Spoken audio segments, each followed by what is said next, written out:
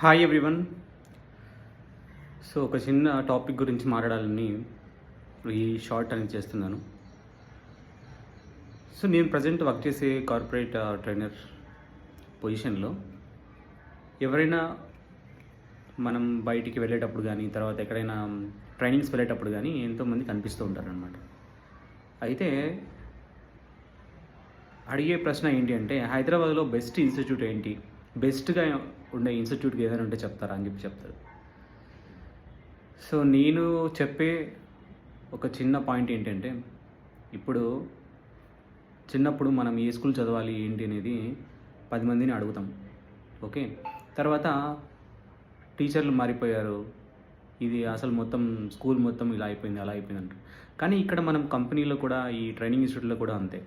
Trainers అనేవాళ్ళు రెగ్యులర్గా change అవుతూ ఉంటారనమాట.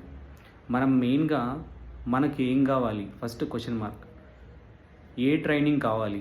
ప్రజెంట్ ఉన్న జనరేషన్లో మనం ఆన్లైన్లో కూడా చూడొచ్చు ఏది ట్రెండింగ్ కోర్సెస్ ఉన్నాయి ఏంటి, ఫ్రెషర్స్కి ఏ ట్రెండింగ్ కోర్సెస్ అనేది బెస్ట్. అంటే ఒకరు చెప్పాలి అని ఒక ఎక్స్పెక్టేషన్ అనేది కాకుండా మనంతకు మనం పూర్తిగా ఆలోచించి ఏది మనకు బెస్ట్, ఏది ఫ్రెషర్కి బెస్ట్, ఫ్రెషర్ అయితే ఫ్రెషర్, ఎక్స్పీరియన్స్ అయితే ఎక్స్పీరియన్స్డ్, ఏదైతే బెస్ట్ అనేది ఫస్ట్ మనం ఎంచుకోవాలి. ఎంచుకున్న తర్వాత ఏ టాపిక్స్ నేర్చుకోవాలి అనేది మనకు సిలబస్ అనేవి కాపీస్ అనేవి ఎక్కడైనా దొరుకుతాయి. ఏ ట్రైనింగ్ ఇన్స్టిట్యూట్ అయినా కూడా ఎక్కడైనా కూడా మనకు సిలబస్ కాపీస్ అనేవి ఉంటాయి. సిలబస్ కాపీస్ అన్ని కలెక్ట్ చేసుకొని ఈచ్ టాపిక్ని మనం రోజు కాన్సెప్ట్ నేర్చుకోవాలి, ప్రాక్టీస్ చేయాలి. ఇలా చేసినప్పుడు ఆటోమేటిక్గా మీకు సబ్జెక్ట్ నాలెడ్జ్ వస్తుంది, మీకు దాని మీద ఒక కాన్ఫిడెన్స్ వస్తుంది. కాన్ఫిడెన్స్ ఇంకా ఎక్కువగా కావాలి అంటే ప్రాజెక్ట్స్ని మనం చేయగలగాలి. టెక్నాలజీ మీరు ఏదైనా తీసుకోండి, టెక్నాలజీకి సంబంధించి ప్రాజెక్ట్స్ చేయగలిగితే మీకు కావాల్సినటువంటి నాలెడ్జ్ వస్తుందన్నమాట. ఇదే నేనైతే చెప్పగలుగుతాను.